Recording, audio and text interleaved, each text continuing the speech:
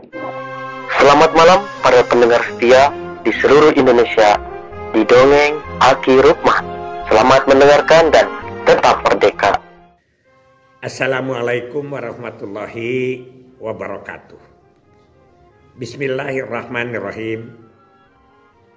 Allahumma sholli ala sayyidina Muhammadinil fatihi lima ukhliqo wal khatimi lima sabaqo nasiril haqi bil haqi wal hadi illa siratikal mustaqim wa ala alihil haqqa qadrihi wa mix darihil azim amma ba'du.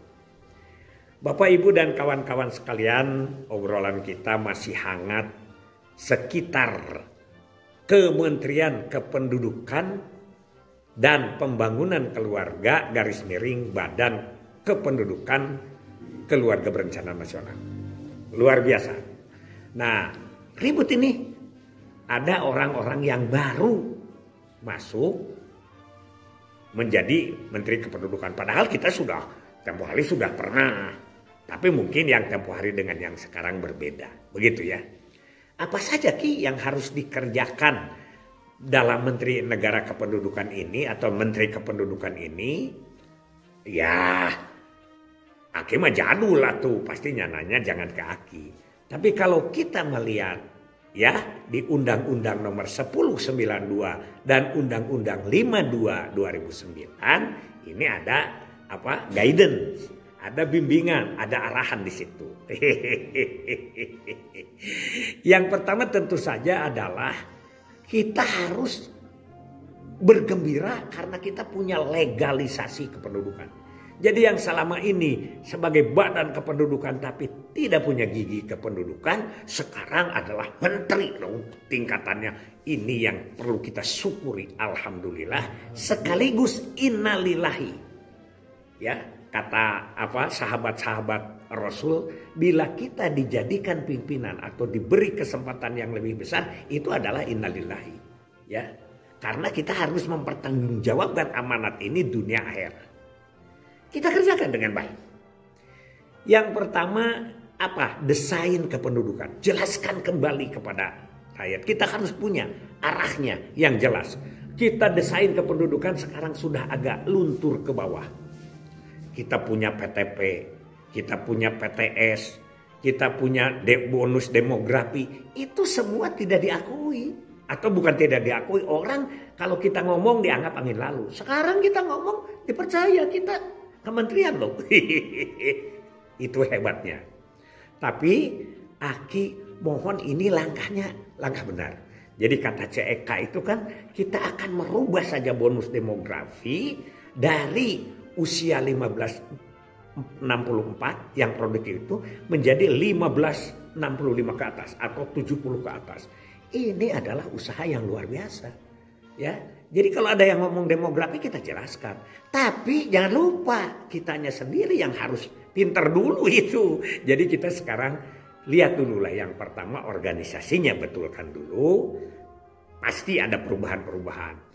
Aki punya pengalaman dulu waktu Pak Haryono jadi Menteri Negara Kependudukan. Kantornya tetap di BKKBN. Tapi kalau sekarang ada satu deputi kependudukan dengan ada perencanaan kependudukan, pendidikan kependudukan, dan dampak kependudukan kan 3 sekarang direktoratnya. Kalau nanti mungkin deputinya yang bertambah. Zaman dulu itu ada 3 ya. Ada yang disebut dengan deputi kuantitas, ada deputi kualitas, dan deputi mobilitas. Kita hitung lagi TFR dan lain sebagainya. Jadi yang pertama desain kependudukan langkah-langkahnya harus jelas. Nah ini yang dibahas malam ini. Yang kedua, pembangunan keluarga harus jelas. Nah, selama ini yang ngomong ke kita sinis, ya, nyindir begitu, bahwa apa sebetulnya kepembangunan keluarga oleh BKKBN itu, kita harus berikan penjelasan. Jangan tiba-tiba kita BKB, BKR, BKL, UPPKS itu bagian kecil dari pembangunan keluarga. Tapi kerangka besarnya bagaimana? Kita yang harus mendesain sekarang. Karena kita punya label bahwa kita adalah pembangunan keluarga. Yang ketiga apa? Yang ketiga adalah stunting. Stunting ini isu nasional. Belum ada badan gizi. Mungkin kata Pak menteri kemarin waktu diwawancara, begitu ditanya strategi apa kependudukan, menteri ditanya oleh para wartawan, Pak Wihaji itu, jawabannya stunting. Mungkin ini karena perintah presiden. Tidak mungkin Pak Wihaji begitu langsung ngomong. Pertama perintah presiden, karena yang didiskusikan tentang stunting. Jadi kita punya isu sentral ini. Tapi di dalam kerangka Menteri Kependudukan, Pembangunan Keluarga, stunting itu bagian. Bukan yang paling terdepan, tapi menjadi isu sentral. Nah gitu ya. Jadi ini jangan stunting. Dan mungkin juga Pak Menteri ini, wawasan beliau ini adalah mantan Bupati Batang kan. Seorang menteri itu. Nah ini juga punya pengalaman. Yaitu larinya ke stunting dulu. Nah ini. Jadi sekali lagi ini menjadi tetap bagian penting. 3 ya kita penting. Kependudukan, pembangunan keluarga, stunting, semua itu diusahakan oleh gerakan KB. Tetap itu. Makanya BKKBN-nya jangan hilang. Ini kan mungkin perjuangan para sepuh kita. Karena Aki juga lihat komentar-komentar para sepuh itu. Kalau KB-nya tidak kelihatan, wah kita kehilangan roh. Betul. Begitu. Nah sekarang kita cerita dulu lah tentang kependudukan untuk malam ini. Jadi desain kependudukan itu harus jelas. Ya. Jadi kalau kita mempunyai desain kependudukan PTP 2050, kata CEK bisa lebih dipercepat, itu adalah keberhasilan. Ya, itu keberhasilan. Jadi 100 hari kerja kementerian ini apa yang akan kita tonjolkan? Ya, itu kira-kira. Yang pertama. Yang kedua, hitung-hitungan. Kita sudah labelnya Kementerian Kependudukan, jangan sampai rakyat tidak tahu itu. Yang disebut dengan pembangunan berwawasan kependudukan. Itu ustadz-ustadz kita latih lagi.